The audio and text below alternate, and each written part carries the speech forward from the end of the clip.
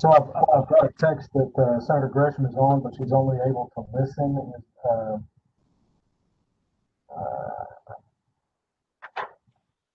Correct me if I'm wrong, Captain, but the call-in number was included in the invitation that Elizabeth Polo sent out. It should be included in that invitation, yes. Also, when she goes to join the WebEx, she can select the option to have WebEx call her on her phone, and that will grant her audio access through her phone as well. Okay. Also, I've got Mary Ann Dursky's phone, or her microphone is not working.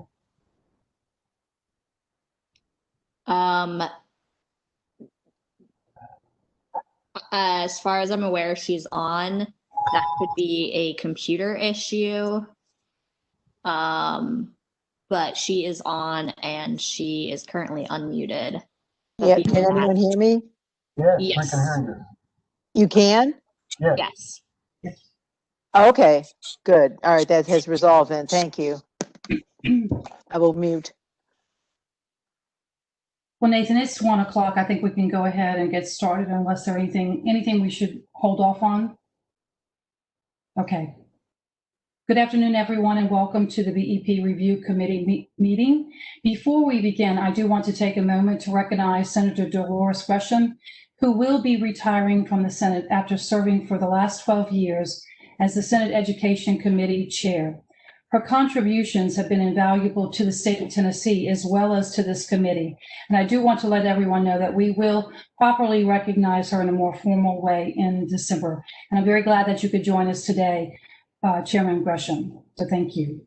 Now we'll move into the roll call, which Nathan James will provide to ensure we have a quorum established. Thank you, Madam Chair. So, Tim Cox. Reverend White is absent. David Connors. Here. Senator Gresham. Present. I don't know if she's got her mic working. I would suggest that each of you muted after you're done speaking. And through it. Here. And Pruitt is present. Chris Hampton. Here. Sarah Morrison. I'm sitting in for Sarah Morrison. Lisa Meyer. Here. Mary Ann Dursky for Commissioner Schwinn. Here. Rick Turner for Butch Ewing. Here. Chris Lippert. Here. Harry Riding. Here. Bob Eby. Here. Mickey Hall. Mickey Hall. Justin Wilson, anyone from the Comptroller's office? Thomas Fairclough? Here. Mayor Lynch? Here. Mayor McDonald?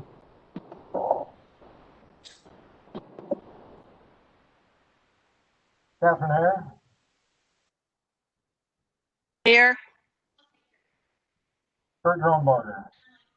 Here. Madam Chair, we have a quorum and we're ready to go. Thank you, Nathan. Nathan, now you'll read the statement of necessity for us before we proceed into the agenda. Sure.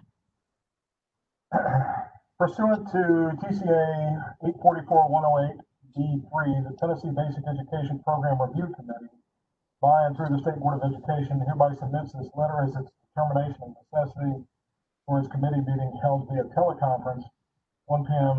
CDT on November 27, 2020. Pursuant to TCA 49-13028-4B, the BEP Review Committee shall meet at least 4 times per year to regularly review the BEP components and identify needed revisions, additions, and deletions to the formula. In order to meet its statutorily required obligation to 4 times per year, the BEP Review Committee had to schedule a meeting in October 20th. Because of the pandemic and because members of the BEP Review Committee reside across the state, it was determined that physical quorum of members cannot be assembled in Nashville for purposes of this meeting. As such, the BEP Review Committee met via teleconference on October 27, 2020 to edit its annual report. A statement to that effect was read at the meeting. With that, Madam Chair, we're legal. Thank you very much, Nathan. I do want to, before we move into item 3 on the agenda, which is the discussion and final vote on the BEP review report, I do want to take a few minutes to acknowledge Nathan James, Erica Light, and Marianne Dursky for their hard work and due diligence to prepare the report that we have before us today to review. I think it may go without saying, but I need to say this. There's a very short window to produce this report, and there's a lot of data, as you know from reading it. There's about 95 pages in this document, and so I think it's incumbent upon us to thank them and show our appreciation for the hard work and due diligence that they put into the report, recognizing the fact you have an opportunity today, as we go through the report, to provide any suggested or recommended changes that you want to see incorporated into the report. But again, I just want to thank them so much for the great work that they've done. As you all know, we have a deadline to submit the report to the governor of the General Assembly and to the State Board of Education. And that deadline is November 1st. So we're going to make it, but I can tell you it's been tough and it's been very challenging. So thanks to each of you for your hard work and due diligence to get us to this point. So Nathan, you are going to take us through the report along with Erica, and we'll respond to any of the questions or comments that we may have. What we'll do is we'll take suggested changes, have discussion around those recommendations, and then unless I hear any objection to a recommended change, and I will make a statement to that effect and give you an opportunity to say that you are not in favor of a recommended change. Everybody has an opportunity to weigh in on any recommended change. So with that being said, and in the end, once we have all these changes, then I will call for a motion and a second to approve, and then we'll do a roll call approval process. So with that said, Nathan, how do you want to proceed? Thank you, Madam Chair. First, I'd like to make just a couple of remarks. The extraordinary efforts of Erica and Marianne Dursky and her crew over at the Department of Education. Obviously, they've just been tremendous. It's kind of a meticulous and painstaking process, and we try to get it into as good a place as it can be while still putting it forward to the membership of this committee so that it meets with their approval and becomes their work. What I would like to do, rather than kind of going page by page, is give an overview just from the beginning of the sections that we have probably some of the greatest interest in, and that is sections 6 and 7, that is to say probably 5, 6, and 7. And then once I walk through that, at that point in time, I think it would be best to open it up to any member that proposes a revision or has a specific question. I know I've had calls from a couple of different folks that wish to discuss certain portions of it, but rather than go through 171 pages and everybody kind of go a little numb, I just want to get into the executive summary, the update on last year's recommendations, and then our recommendations for this year. And then from that point, we can go forward. Is that all right with you, Madam Chairman? Yes, it is. Thank you, Nathan. So hopefully everybody can see on the screen what we've got. And so this is the work of the committee here. It's been the same forever there. It quotes 491302A4B that creates the committee. Remember last year we had a little edit to the guiding principle statement that came from Bob Eby. And so our guiding principle statement, the BEP Review Committee's work is guided by the mandate laid out in the Constitution, by the Tennessee Supreme Court and the General Assembly, shall maintain and support a system of free public schools that provides at least the opportunity to acquire general knowledge, develop the powers of reasoning and judgment, and generally prepare students intellectually for a mature life and career path. We get into the executive summary. And we take a look at last year's recommendations. Now, for many of you have served on the committee for a very long time, and obviously this committee has in the last 5-6 years at least, we've really gotten some good things done through this priority process and the reporting of it in an early way. This year, we simply have to recognize that with the global pandemic and the budget situation being the way it is, that we weren't able to make much progress on the 2019 committee recommendations. So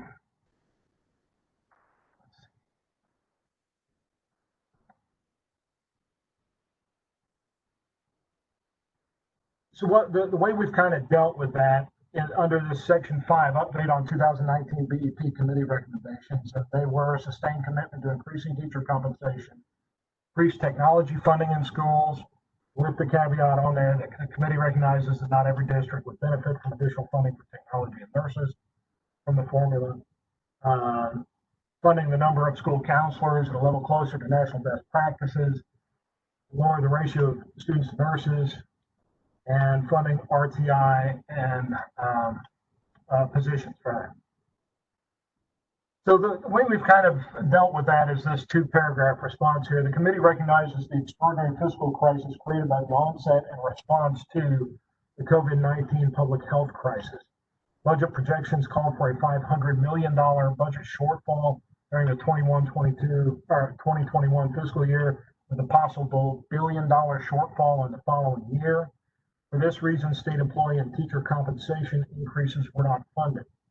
After considerable work from the administration and the Tennessee General Assembly, the final budget did fully fund the BEP, but did not provide for any increases specifically called for in the 2019 BEP Review Committee priority list. The committee appreciates the efforts of the administration and the Tennessee General Assembly, but acknowledges that full funding of the BEP formula does not provide salary increases. We went through that with a number of different folks, budget experts, as well as our chair, and I think that this captures the fact that they did fully fund the BEP, but at the same time, you know, as far as our committee priorities went, they have to kind of bow to reality on that. So I don't know if anyone's got any other thoughts on kind of how we dealt with that, but it's fine if we want to take that up. Or So Nathan, I want to be clear. You're going to take us through the sections you mentioned earlier, and then you want to wait to hear of any other recommended changes from members? That's fine. Yeah, I just, it seems natural to discuss it, but you're right. That's not what I said. I said I'd run everything through. So I'll do that. You're exactly right. We get to section 6 and we get into this year's committee recommendations.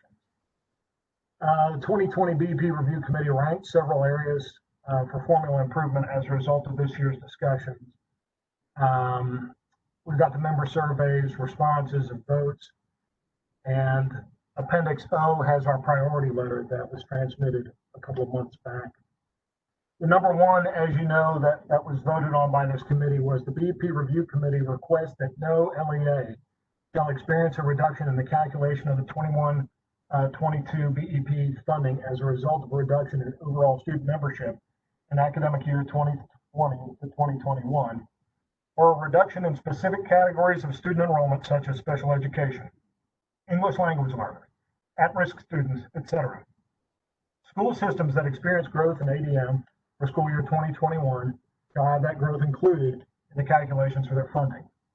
Due to the unprecedented nature of the current COVID-19 public health crisis, however, there is insufficient data available to estimate the cost of implementing this hold harmless provision. I've had several individual conversations with members on this, And we've kind of gone round and around. And the trouble is it's just, there's not enough data from which to extrapolate what would be anything better than sort of a guess as to how much that would cost. So rather than put something up there that would later be revealed to not necessarily be based on the facts, our recommendation, at least as a staff, is to stick with this language of due to the unprecedented nature of the current COVID-19 public health crisis, there's insufficient data available to estimate the cost of implementing this hold harmless. Number 2 is our recurring continued commitment to increase teacher compensation. This language mirrors closely what it has in the past. The BEP Review Committee remains firm in its belief that an ongoing commitment to continuous improvement in educator compensation is essential to maintaining Tennessee's position as one of the fastest improving states in the country on educational outcomes. Such a commitment will help establish Tennessee as a regional leader in educator compensation, in turn supporting the maintenance and enhancement of our human capital pipeline. Please see reference Appendix C for a list of weighted average educator salaries by school system. Number 3 was increased funding for technology and accessibility. The BEP Review Committee recognizes the importance of technology and instruction. Accordingly, the BEP Review Committee wishes to reiterate its recommendations from past years for renewed increases to technology funding, especially considering the need for remote and virtual instruction during the COVID-19 pandemic. We wanted to make certain that we put this very much in the context that we're all living in at this point in time. The number of school counselors also, this takes a different light in light of our public health situation. As the role and scope of responsibilities for school counselors has expanded in recent years, members of the BEP Review Committee have reported strong stakeholder interest in decreasing the current ratio of students to school counselors. School counselors utilize identified professional competencies to create comprehensive school counseling programs that focus on student outcomes, teach key student competencies, and help students navigate paths toward post-secondary opportunities. The BEP formula currently provides funding for school counselors at an average ratio of 1 to 500 for grade 6, 1 to 350 for grade 7 through 12. However, recent guidelines from the American School Counselor Association identify a ratio of 1 to 250 as the national best practice. The BEP Review Committee therefore recommends that additional funding be allocated within the formula to bring Tennessee's counselor to student ratio into closer alignment with national best practice. Cost estimates from the TDOE indicate that achieving a ratio of 1 to 250 would increase state expenditures by $64,521,000. See Appendix F for cost estimates disaggregated by school system. What I would say for our legislative folks on there is that the official recommendation is to bring the counselor to student ratio closer to alignment with best practices. I think everyone on this committee knows that finding $65 million in a budget year like this is going to be difficult. However, if any incremental step were made in that direction, it would be helpful, even if it doesn't get us all the way there. So while we included the 1 to 250, the 65 or $64.5 million number, it's for illustration purposes. And I guess if the whole economy turned around and the General Assembly was able to do that, we would certainly celebrate. You'll see the same sort of thing in the next one we get to, which is number 5, funding the number of school nurses at a level closer to national best practices. The BEP Review Committee recognizes the importance of having high-quality nursing staff at all the schools. The American Academy of Pediatrics recommend a minimum of 1 full-time professional nurse in every school building. And the National Association of School Nurses asserts that daily access to a school nurse can significantly improve students' health, safety, and abilities to learn. This Healthy People 2020 objectives, the U.S. Department of Health and Human Services recommends a ratio of 1 registered school nurse for every 750 students. Therefore, in order to meet the needs of all students and in light of the current COVID-19 public health crisis, the BEP Review Committee again recommends lowering the ratio of nurses to students.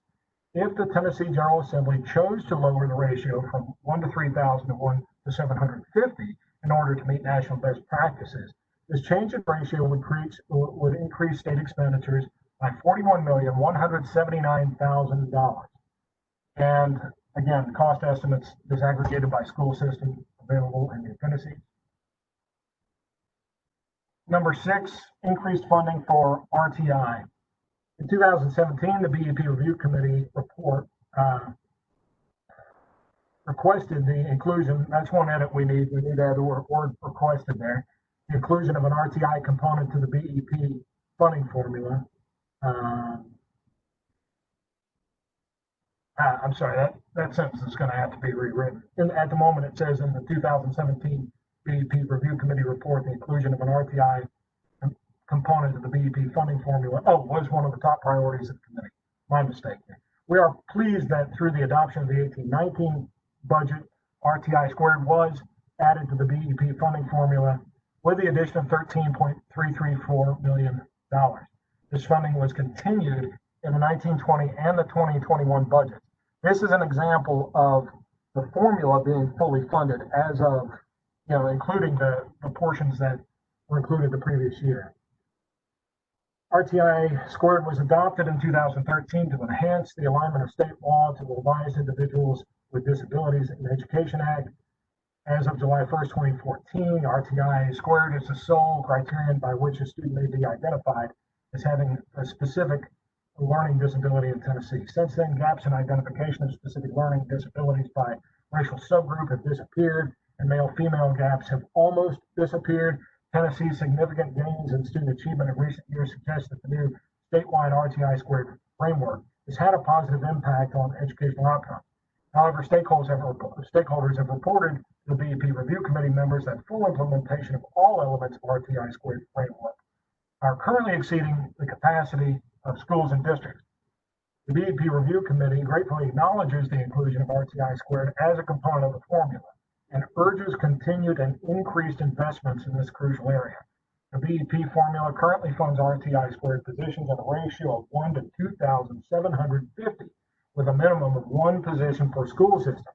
If the Tennessee General Assembly chose to lower the ratio to 1 to 1,000, this change would increase state expenditures by $24.965 million.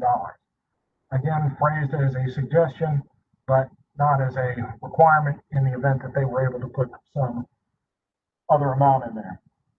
We also recall that this year we went through the process of creating a statement of acknowledgement for better than 3 decades. And Larry, I'm sure, could speak to this, that as long as the BEP has been around, there's been an issue, especially affecting Sevier County. And with this action, the BEP Review Committee did take it on, set it up in a way that it can be solved by the General Assembly as we move forward. At the meeting of the BEP Review Committee on 14 August 2020, the committee adopted the following statement of acknowledgement regarding funding floors in the BEP formula.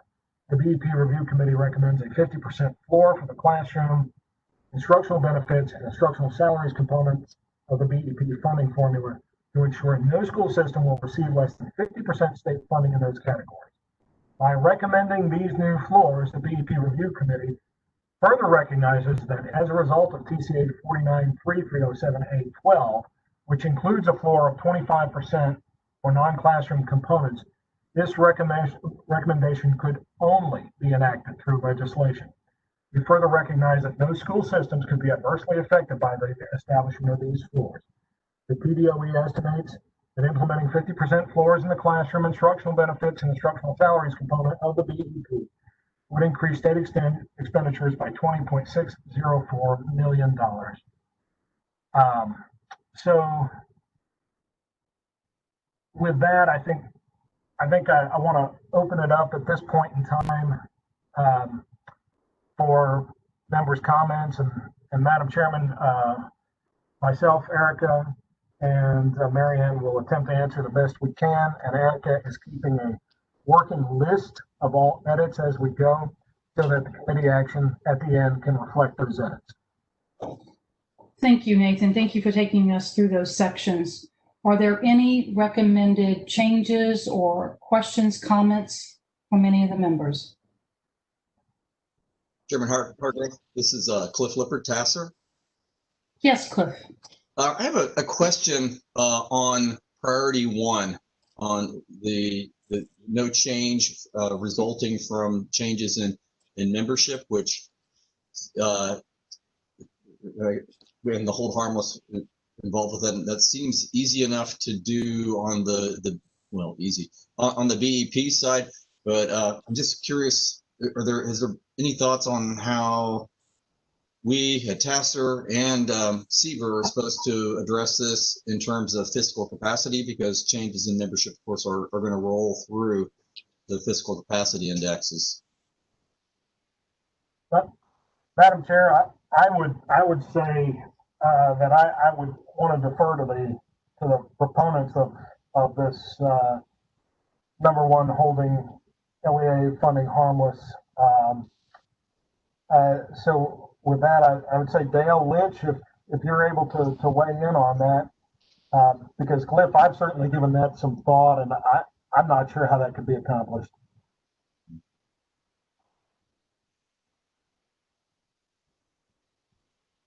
Is Dale still Dale, is with there us? anything, I'm checking to see. Dale, is there anything you want to add if you're still with us? I don't see him. Oh, yeah, there he is. He's on mute. Can you hear me? Yes, now we can. Okay. Yeah. Well, first of all, thank you for consideration, and I would I want to say one thing quick, Nathan, of the conversation that you and I had earlier about not knowing the cost. I think we don't know the cost, I would imagine, for the school systems that may experience growth. What I think we were trying to do is make sure that school systems were held harmless on the BEP side.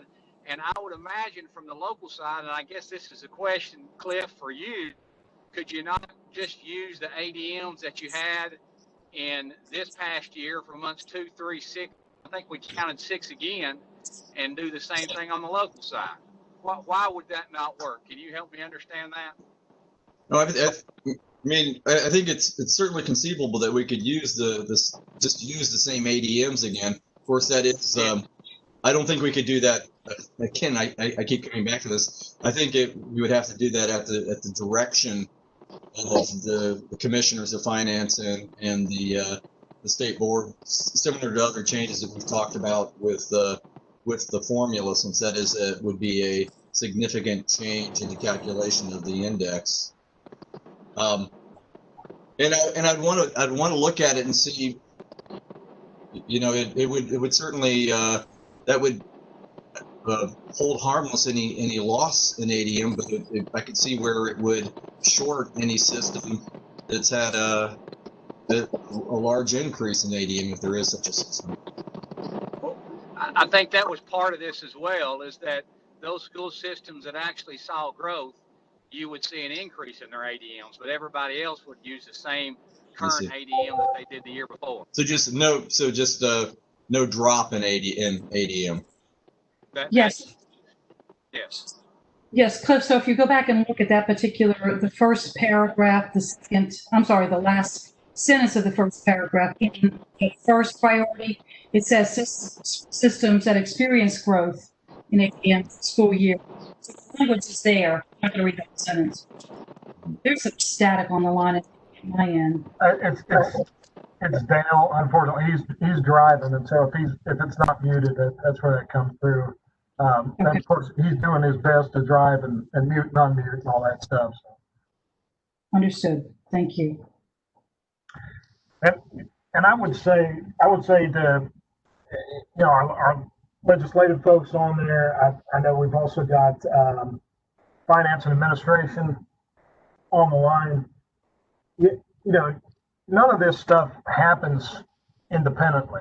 The board doesn't independently do this. The Commissioner of F&A doesn't independently do this. The Commissioner of Education doesn't do it. All of this is also a matter of how is the Appropriations Act going to be built. And that Appropriations Act is in itself a piece of law.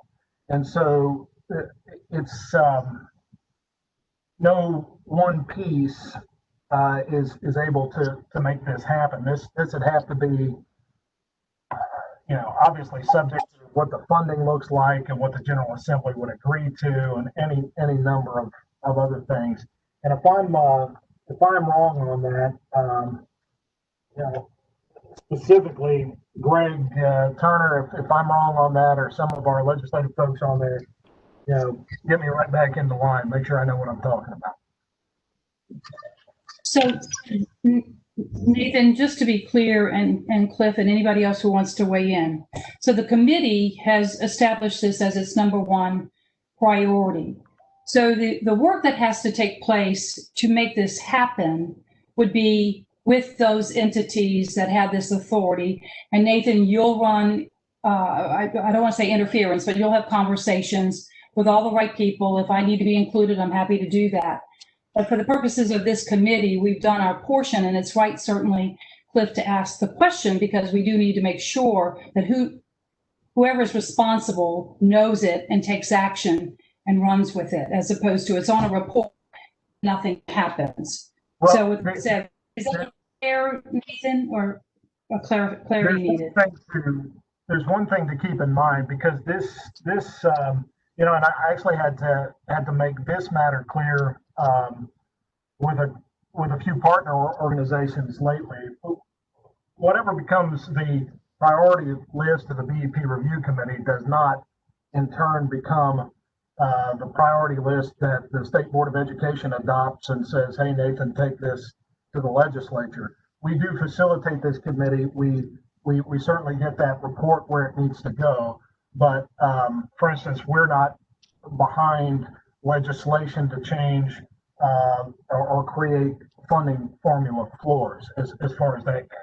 The act of this report going to the Commissioners of Finance and Administration, the governor, the committees in both houses of the General Assembly, that's what the law specifically calls for, and that's certainly what will take place on this occasion. So then that part is clear. And so for the clarity part of it is there is a role that the State Board of Education itself plays in this process. And you represent us on our team to interface with Commissioner of Finance and Administration as well as Education. So with that being said, I just want to make it clear that this committee is doing its part, and we've done it, and going through this report is a key part of that. But there's still work to be done, and before it would even go before the state board, and it certainly has to be in consultation with the other partners who would in fact make this happen in reality, as opposed to simply saying it's so, or that we want it to happen.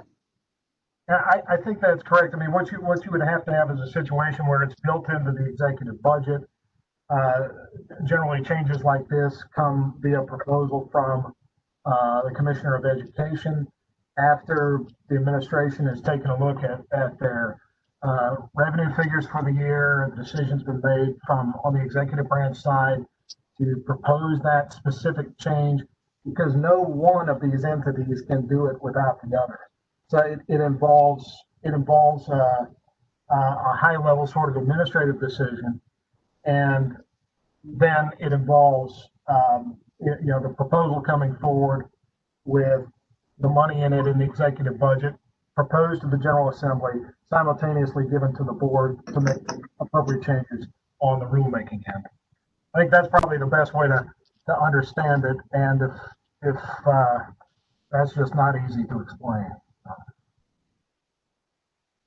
Well, you did that very well. Thank you. Other questions, comments, or suggested changes?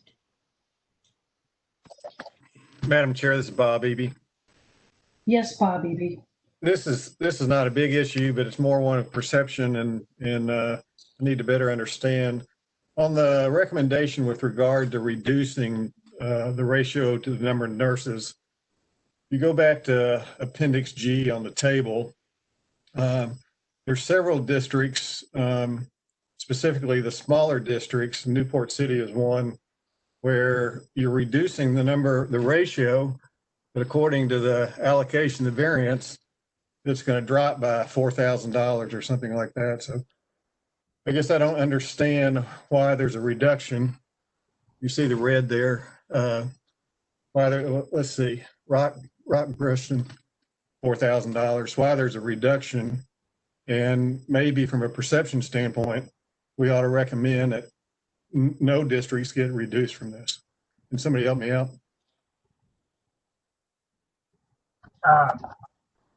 Madam Chairman, I'd ask Mary Ann Dursky to speak up on this one.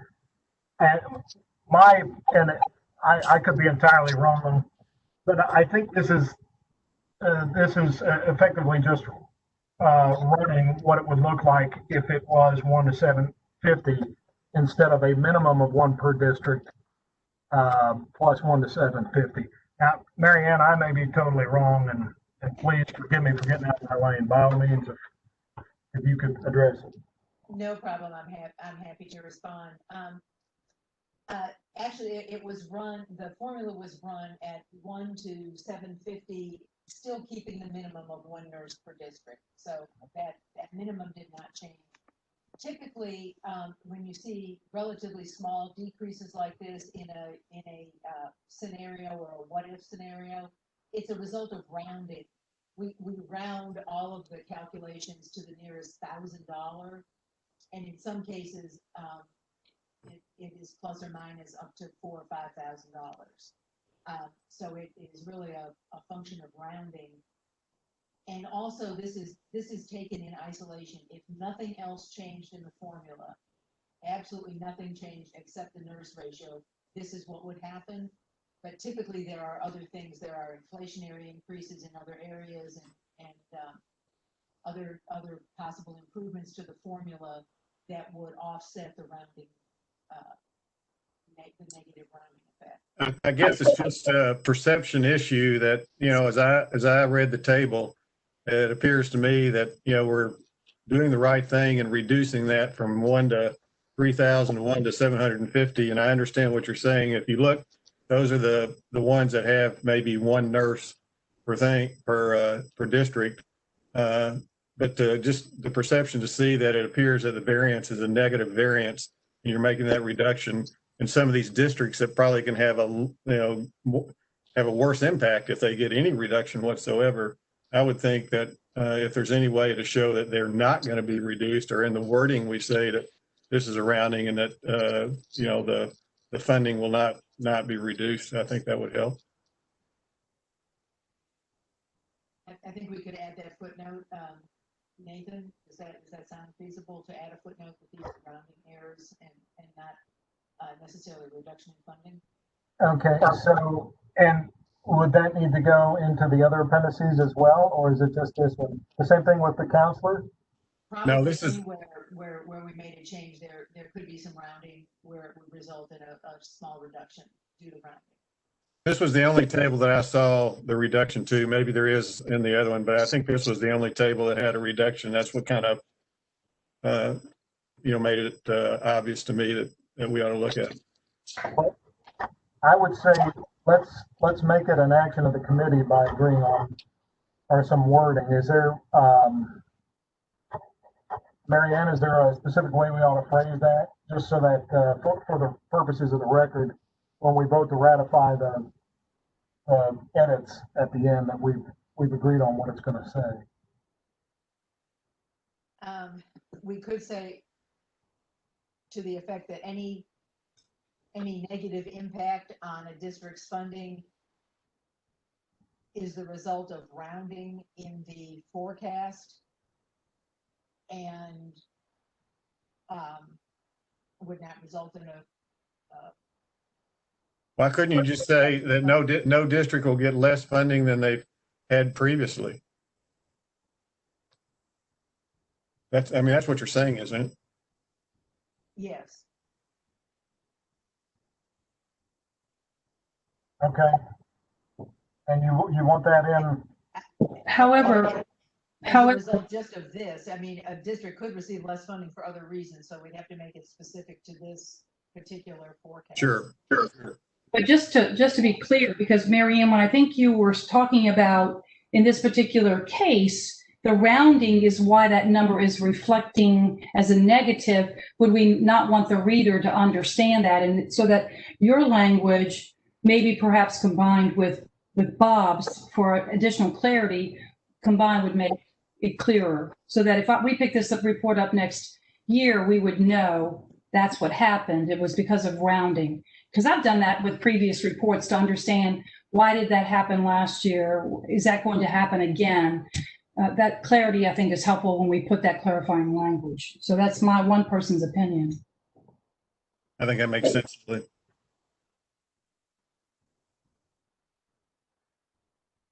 So Mary Ann, do you want to just state your language to make sure, and Nathan, you're capturing it, or Erica?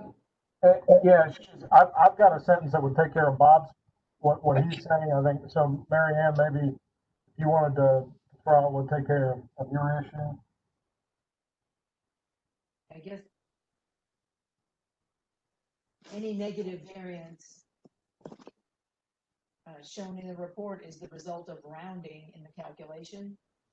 Could we say something as simple as that and then follow it up with the other statement? Yeah, we could put a statement actually into the priority itself on nurses that just says no district should receive reduced funding as a result of the proposed changes in nursing staffing ratio. You could say that and then add the sentence that any negative variance shown in the report is a result of rounding and would not affect district funding.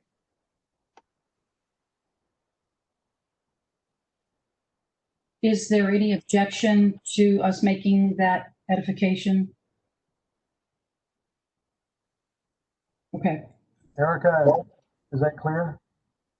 I just wanted to ask for a clarification. Did you want this to be in the, or both parts of this to be in the priority, or did you want them to be as a footnote to the table, or in both places? I think you could take no district would receive reduced funding as a result of this proposed change to nursing staffing ratios. I think we can put that in the priority, and Mary Ann's statement along the bottom of Appendix G. Okay. I also wanted to point out that there are small reductions shown in the RTI funding table as well. There are none in the counselor table, but there are some in the RTI table. So we want to do a similar statement in each place on that one. Mary Ann, if you confirm that it's for the very same reason, it's because of rounding, I think that would be appropriate. I'm just pulling the file up now. Yes, that would be a true statement for this as well. These would be rounding. So I thought. Differences. Yes. Okay. Is there any objection from any of the members? We won't be voting right now. We'll hold the vote to the end. Just making sure we're good with this. I have a quick question about the wording of the school nurses. I think Mary Ann had mentioned that the formula was based upon still leaving one, still funding one nurse per district if it falls below that 750. But I don't think that how that reads states that at minimum it would be one nurse funded per district, unless if I have overlooked it, that the minimum is one nurse per district or one per 750.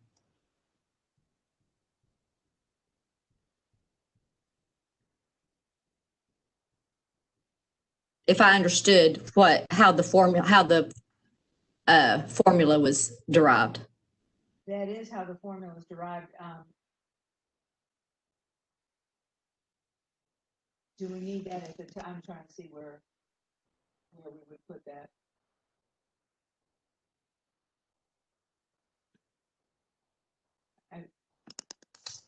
Are you addressing the caption on the table or in the appendix or something within the report?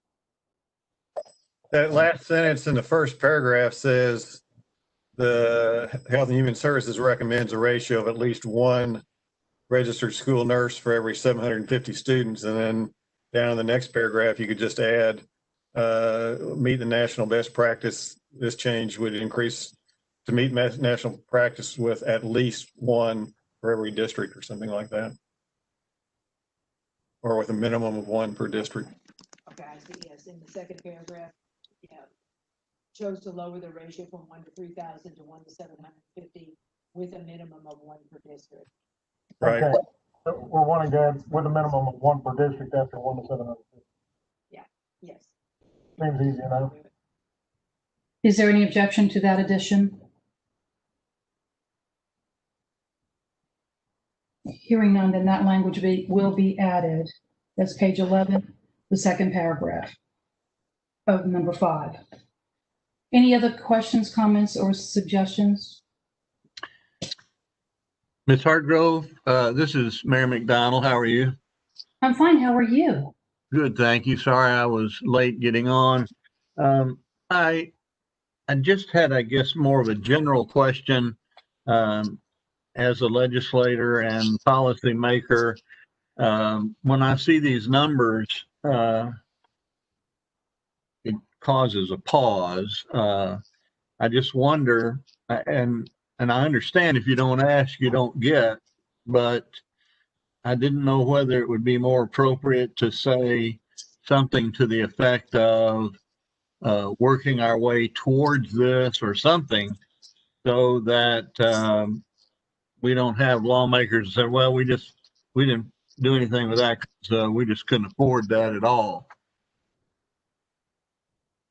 And where specifically are you making the recommendation? I want us to be clear here. Yeah, so it's on several of them, but look on number 4, where it talks about 64 million for the school counselors, and on number 5, where it talks about 41 million for the school nurses, and then 6, it talks about almost 25 million for the RTI, and then on the statement of acknowledgement, it talks about 20 million. So, you know, if you're a legislator and you add up that math real quick and you're going into a budget that we've already been told could be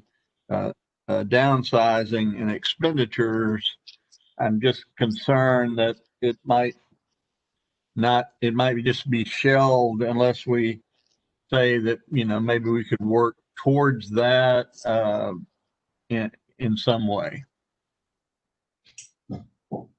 Madam Chairman, Yes, Nathan. I'm certainly happy to address that. You know, and just by way of background, you know, I was Senator Gresham's proxy on this committee for a number of years. And for a number of years, we would get to this point, it would be 3 or 4 days from the 1st of November, and we would come out with a list that in many cases exceeded $750 million worth of requests. Year after year, we would be asking for almost effectively what would cost another penny on the sales tax. And oftentimes, you know, from the position of the General Assembly, you would get this report and you'd say, well, first of all, it's almost too late now for the executive budget to be changed to build those things in. But secondly, why aren't there smaller pieces? And that's sort of what Mayor McDonald is trying to state. I would say that since 2015 and 16, we've attempted to be, while remaining aspirational about it, in other words, still giving the districts and the people who serve on this committee the ability to make the strong case for the 11th and 12th month of insurance, for RTI to be included, for doubling the computer money. And each of those had a chunk of change associated with them. And some of them were as much as 40 and some as much as 60 million and some were 20 million.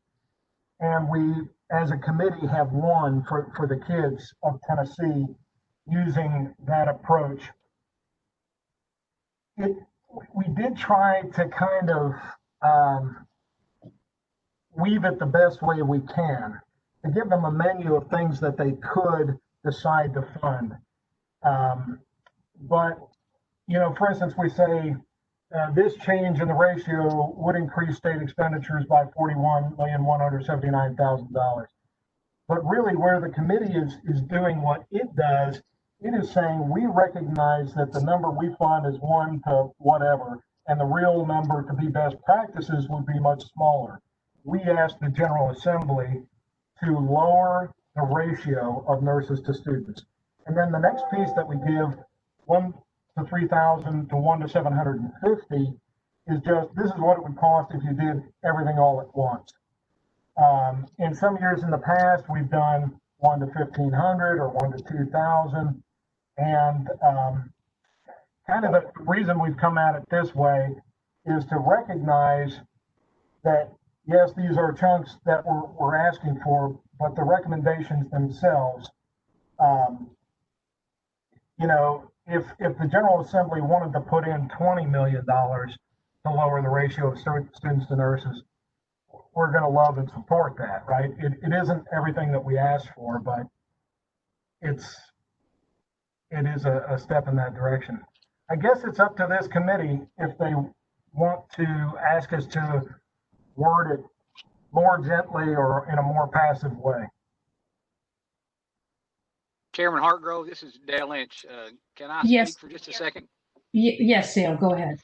I certainly appreciate Mayor McDonald and his wise counsel on as we think through this, and I certainly agree to some measure. That's why I wanted to make sure that everyone knows that the BEP hold harmless will not cost more money. That's why I think it's so important that we reiterate that we're just trying to stay level where we were this year.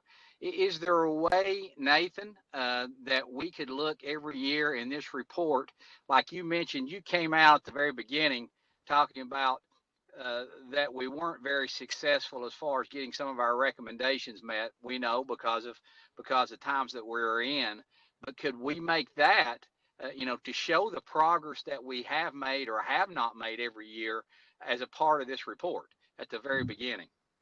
That might be a way that we could see the progress that we're making across the state.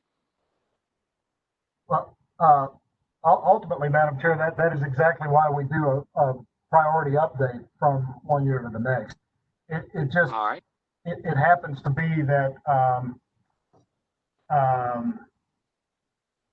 it happens to be that this year we simply didn't get them. Last year we got 2. Before that we got 3 or 4, that we had asked for. I'm getting a text as well that others are saying that they'd like to see incremental scenarios on each recommendation.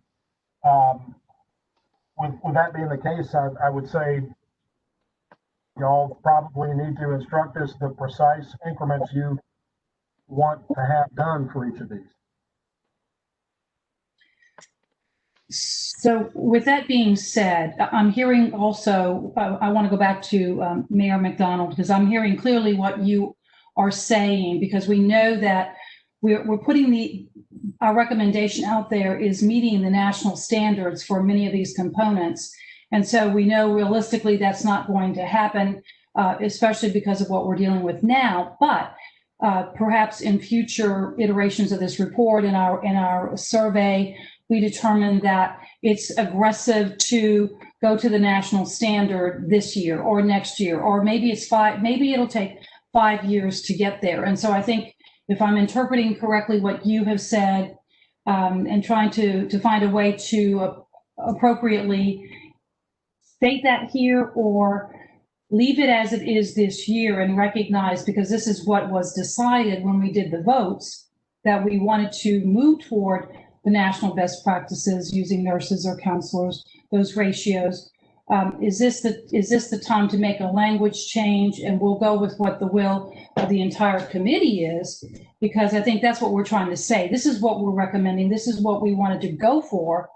But we recognize that the funding here's the cost. And then it's up to the General Assembly, our legislators, to say, we cannot go that far, even in a good year.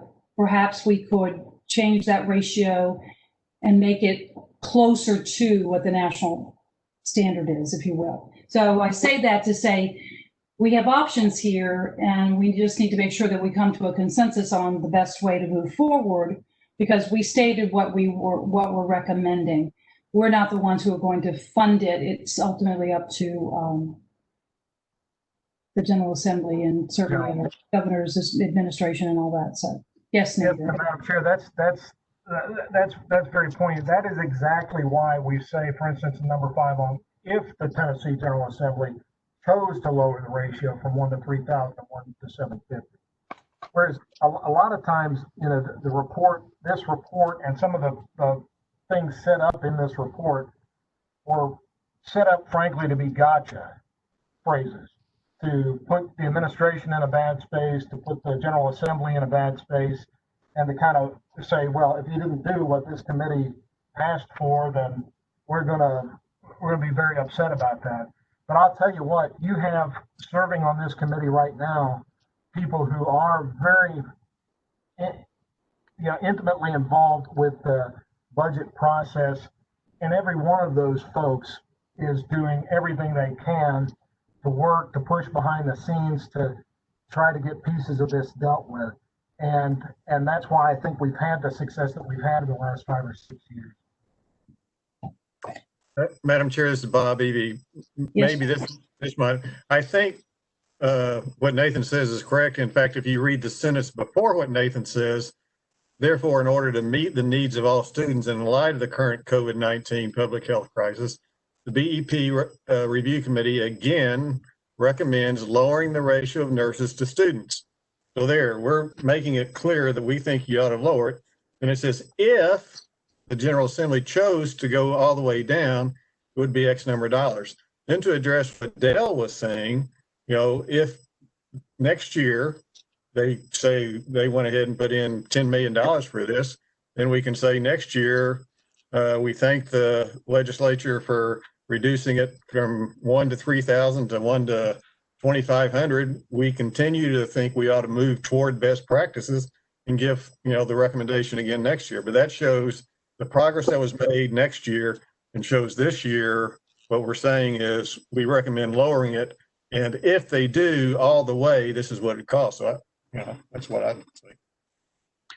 Well, I agree with that on that one, but we don't have that language in all of them. So I guess that's where the red flag goes up for me, is that do we not need something like that in these other requests, like the first one for school counselors? It doesn't talk about COVID. It doesn't talk about if. It just says, here's what it costs if we did this.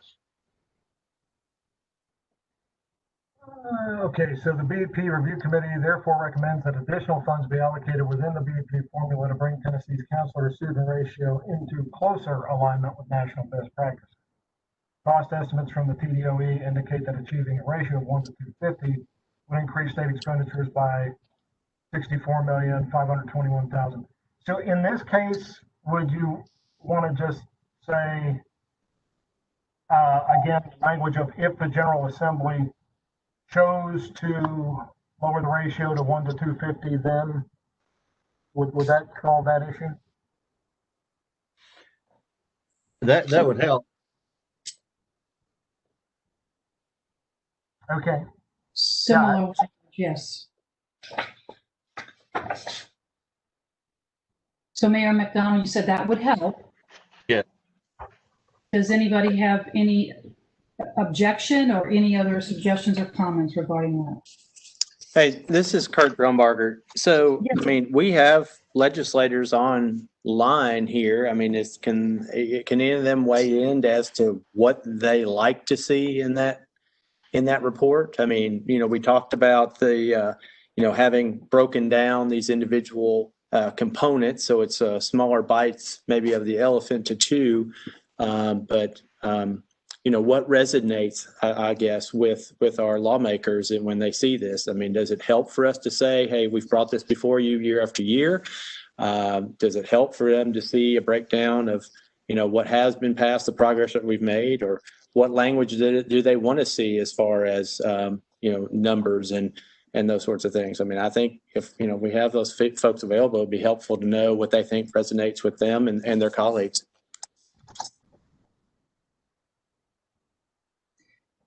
Senator Grisham, are you able to weigh in?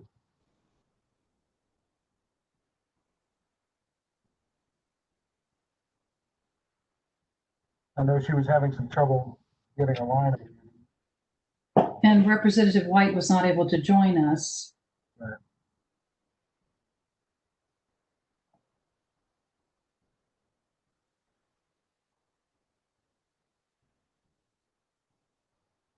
I think if Senator Grisham isn't able to join,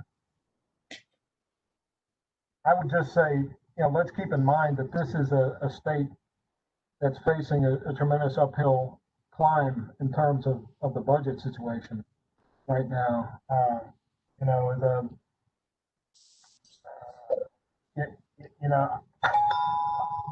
going to be highly pleased if we get any of this stuff in a year like this. I mean, I think that's probably representing the fiscal reality. I don't. I guess I would want to be, tamp down the high expectations a little bit. And if somebody from F&A or the legislature can tell me I'm wrong, I'd love to hear it.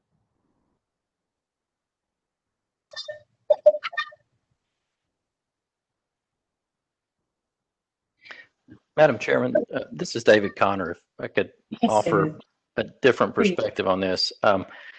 I guess in looking at this, particularly items like technology and school nurses and school counselors, I look at this and think, how much better would our school systems have been able to respond to this crisis if these programs were funded at closer to national best practices, if they had nurses in every school, if they had the technology in place. So, I mean, I think what we're asking is not unreasonable, and I think no one on this committee expects that there's going to be a massive infusion of new money next year. But I don't know that we need to undercut our recommendations. If we really think school nurses should be funded at a ratio closer to national best practices, then I think we say that and we recognize how much the cost is. And then we let the General Assembly make those difficult decisions about where they can invest the limited resources they have. Because in some cases, the school systems back home are funding these positions closer to national best practices out of local dollars. They're just not necessarily receiving the same level of state funding for these positions. David, thank you. Thank you for sharing that. I know that has been our original premise of why the report has been written the way that it is. So thank you for that point. With that being said, we still need to come to what is the final recommendation? Are we going to make any further clarity language as was suggested by Mayor McDonald? I don't see that there's any harm because it's similar to the language that has been written for the nursing ratio. So if that's okay to add that kind of clarity in those other sections, it's not taking away from what our recommendation is. Does that sound correct? That's correct from my standpoint. Okay. Thank you. Then moving on, I know I have a minor suggested change or two, but I wanted to see if there were any other changes recommended for any from the other members. So I'm going to ask Nathan for everyone just to look at page 8, item 4, the executive summary, the very bottom, the last paragraph.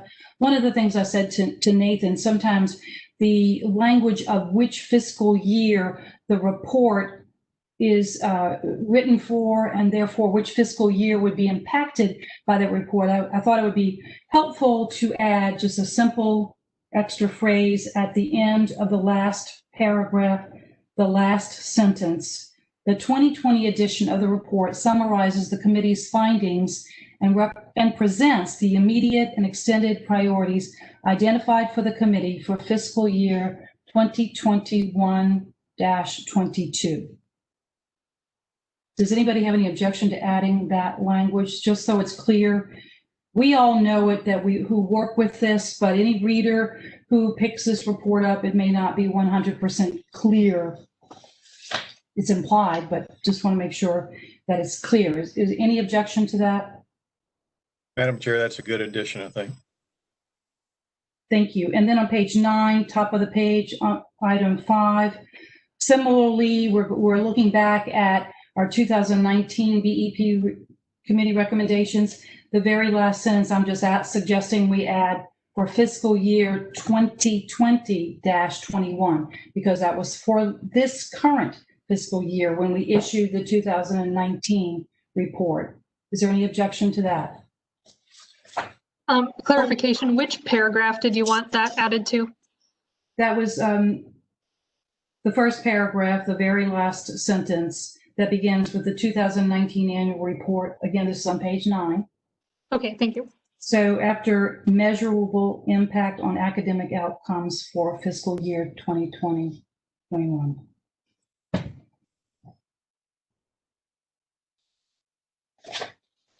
Any other questions, comments? Nathan, I'm going to turn it back to you for a minute to see if there's anything you want to take us through before we go for a motion to accept. Yes, ma'am. One thing I've got, so Senator Gresham, I guess, was having trouble unmuting. He has given a message to a research analyst, Michael Marin, who is in the office sitting here with me. So he's going to address the question of the wording as well from Senator Gresham's perspective.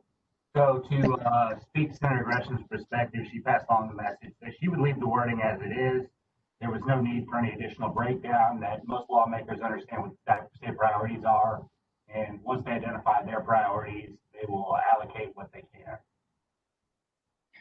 Okay, then to clarify, because we had this discussion about the language that was under, let me go back to the page, I think it's page 12, 11 or 12, where there was reference to in language that was more specific than what was in the other sections. Is there any objection to adding that clarity, that language that was suggested by Mayor McDonald? I don't think there's objection, Madam Chairman. She's found it, it's not necessarily necessary, but I probably won't hurt if you do it. Okay. Okay. Thank you.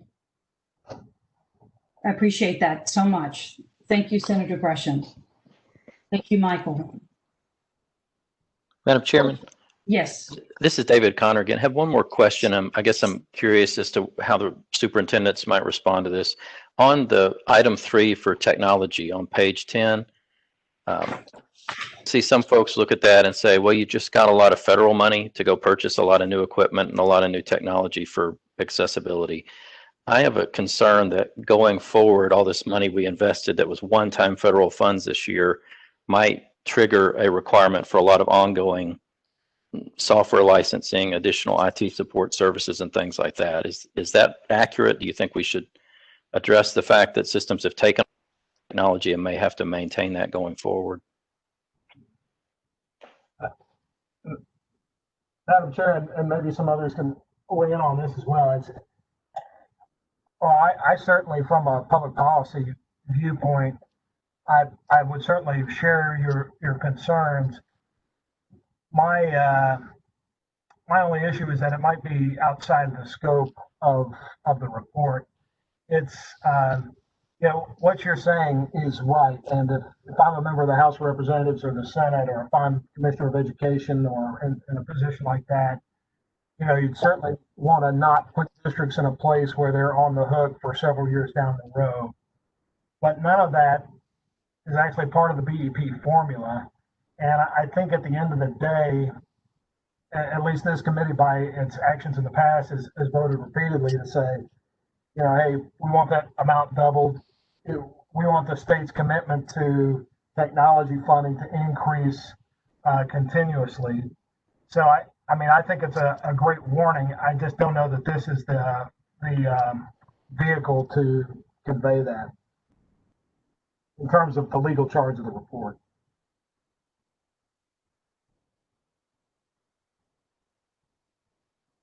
Nathan, this is Bob. I guess I don't understand your statement. I think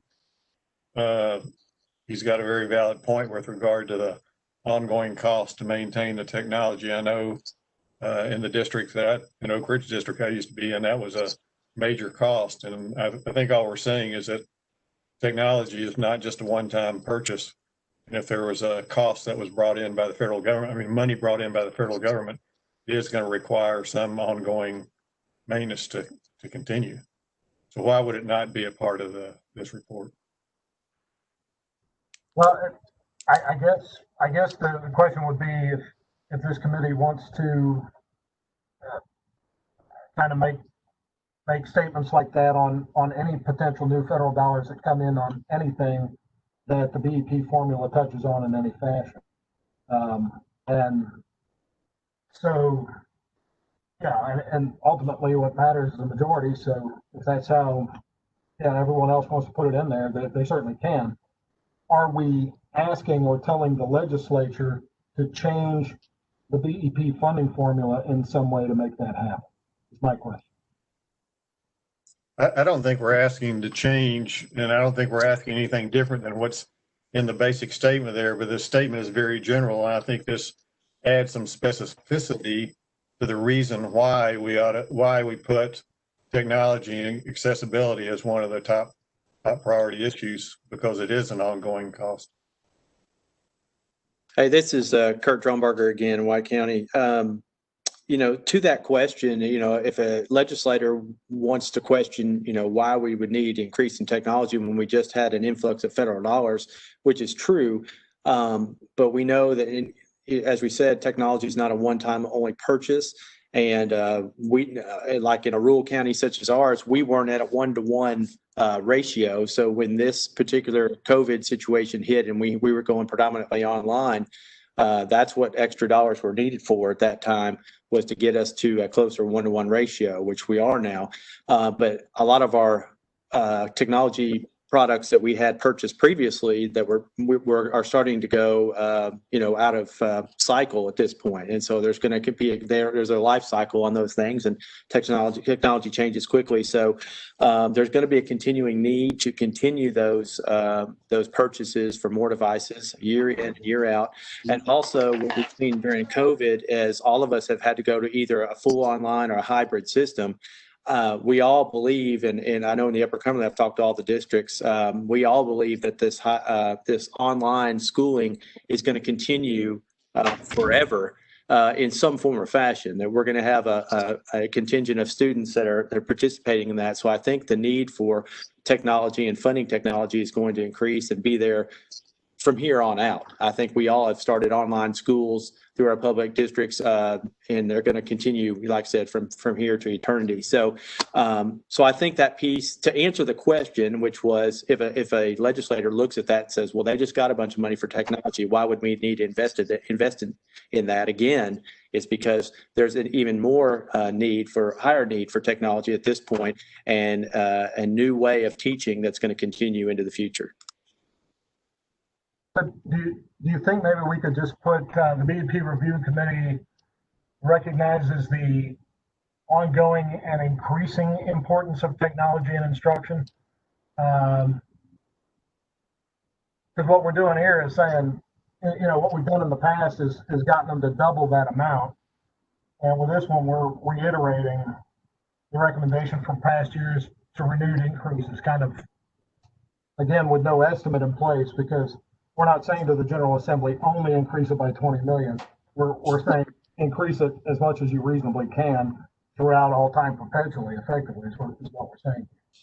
Yeah, I think, I know, we've talked about some specificity there, putting some numbers to it, but I think the statement reads correctly. I think that what was brought up in question a little while ago was, if a legislator reads that, they're going to say, well, they just got a bunch of federal dollars for this. Why do they need the state BEP to help with this? And I think that statement speaks to that. I think I can, I just wanted to speak to the reason as to why. If you're a legislator asking that question, I think, things that I just delineated or spell out why that money is increasingly important, even on top of the federal dollars we receive. So, Kurt, this is Lillian. The language, though, it's on page 10, number 3. The BEP Review Committee recognizes the importance of technology instruction. So what Nathan is suggesting, I think perhaps even further states the case.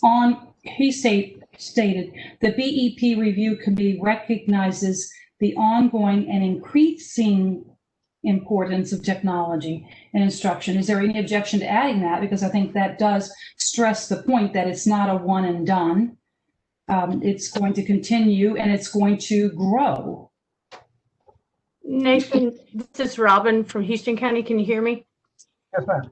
So I'm also wondering what Chairwoman Hartgrove is saying. And then in the second sentence, or at the end of the second sentence, especially considering the need for remote and virtual instruction, if there was a statement that said, especially considering the need for expanded accessibility and ongoing maintenance and replacement or something, to show that we're not even saying it's focused just on buying devices, but now it's a matter of keeping going what we have in light of the need for remote and virtual instruction. So do you want to say, especially in considering the need for expanded, I'm sorry, what was your terminology again? Expanded accessibility? Expanded. Yeah, I was trying to tinker with it and writing it down, because I see the point, but from a rural district, even we are still not one-to-one, but even when we get one-to-one, we've had to take every device we had in our buildings and put it out in the hands of students and families. So now when we have kids coming into our buildings, we don't have the devices in our buildings that we need either. So yes, we've had an infusion of technology dollars, but it's a drop in the bucket of what we need right now and what we're foreseeing that we're going to need in the future. And then you throw in there the replacement schedules and the repair and the maintenance and the upkeep. And our big issue is accessibility. And, you know, there's limited funds to expand accessibility in our districts. So that's part of the digital divide. Correct. Yes. Okay. We're on the far side of the divide. And so for that,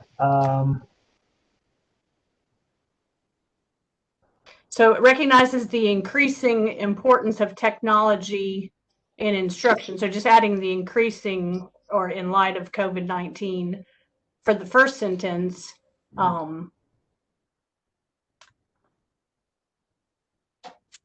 Recommendation for past years for renewed increases to technology funding in light of expanding needs for accessibility. And I don't know.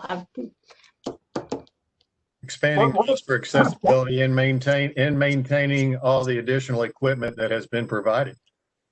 For remote and virtual instruction, yes. So what if we took the word accordingly out of that sentence, the second sentence, and said, notwithstanding federal investment? That to get back to Bob's point. Or do we not want to? I think you want to get in expanding accessibility and maintaining the equipment to provide the reason that if the legislature were reading it, it provides a reason why we're doing that. So somehow I think you want to get that in there.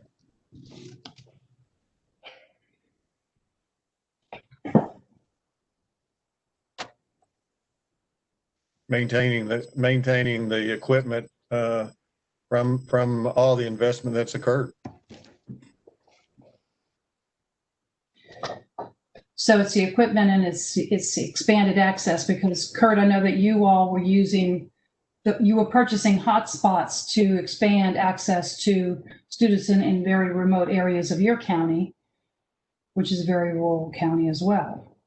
Yes, I think everybody's purchasing hotspots, working with their local internet providers to provide access, low cost access to families. And other directors are saying, it's just, there's a lot of different things that go into making this operate beyond just the Chromebooks or devices themselves. And so there's a lot of upkeep and infrastructure that goes in there, and that will continue into the future. So I think there's just just whatever we can say. I agree with Nathan. I think notwithstanding federal dollars would be a good addition there to kind of summarize. But if we can add in a little bit of the ongoing maintenance and upkeep that's involved, something short and sweet to let them understand that although the federal dollars were very welcomed and helped, there's going to be ongoing costs, and that's why the BEP level, we continue to ask for those funds.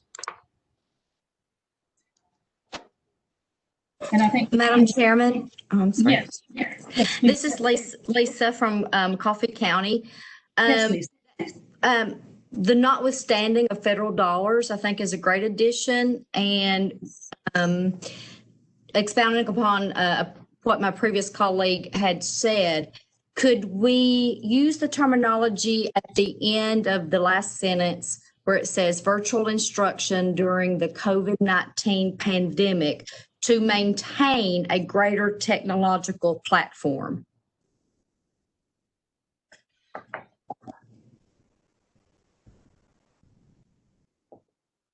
Okay. Any So let me, Go ahead, Nathan. could someone read to me or tell to me what exactly, after all of these comments, the last sentence would say?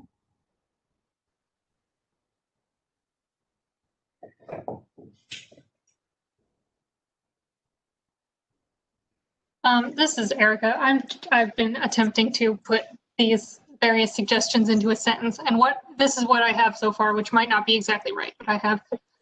Notwithstanding federal dollars, the BEP Review Committee wishes to reiterate its recommendation from past years for renewed increases to technology funding, especially considering the need for expanded access and maintenance of equipment for remote and virtual instruction during the COVID-19 pandemic.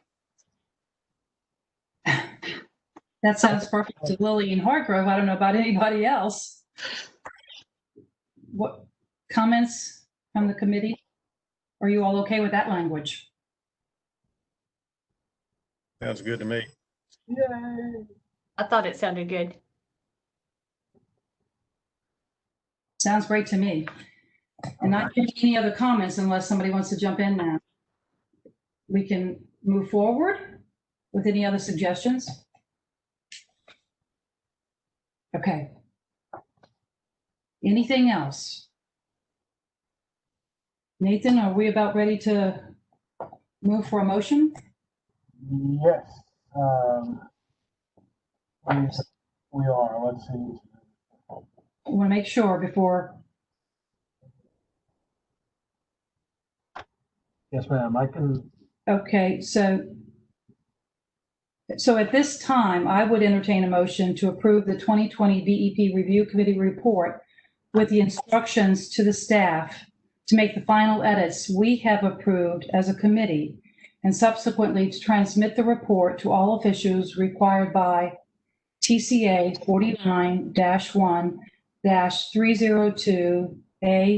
49-1-302A4B by November the 1st, 2020. Is there a motion to approve?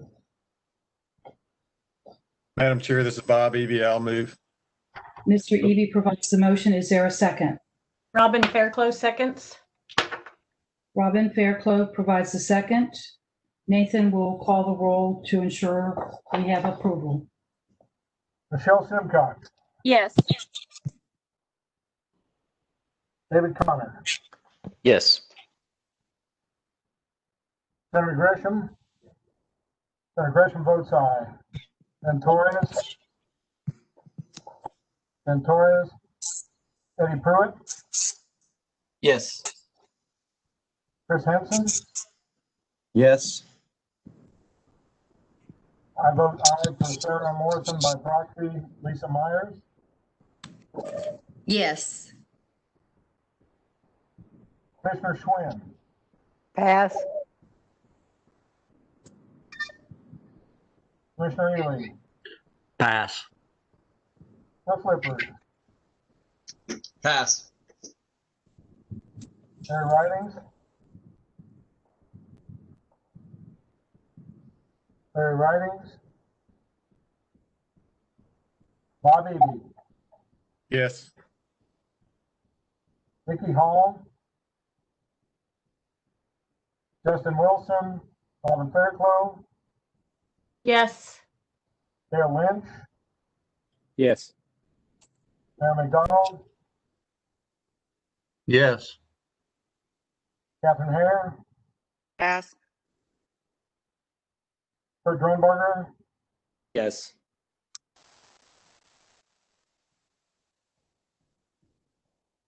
Chairman Hartgrove. Yes, Madam Chairman, you have 11 ayes.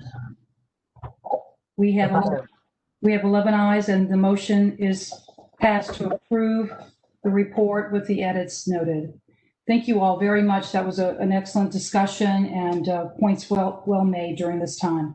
So Nathan, we're going to turn it back over to you for a discussion regarding our December meeting. Yes, ma'am. So with December, we're anticipating conversations about the TASER request that came in. We've also received a request from the Rutherford County delegation for the committee to look at high growth districts and whether and how the BEP formula could be changed to assist high growth districts.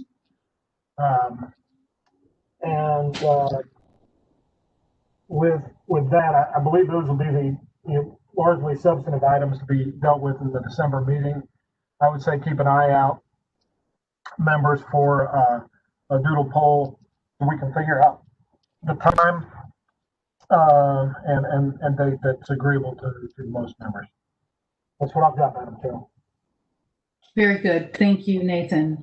Before we close, are there any final comments from any members of the committee? I want to thank you all again. Thank you for your service to the committee, and thanks again to our great team who pulled the report together for us. Thank you all, and have a good rest of your day. We're adjourned.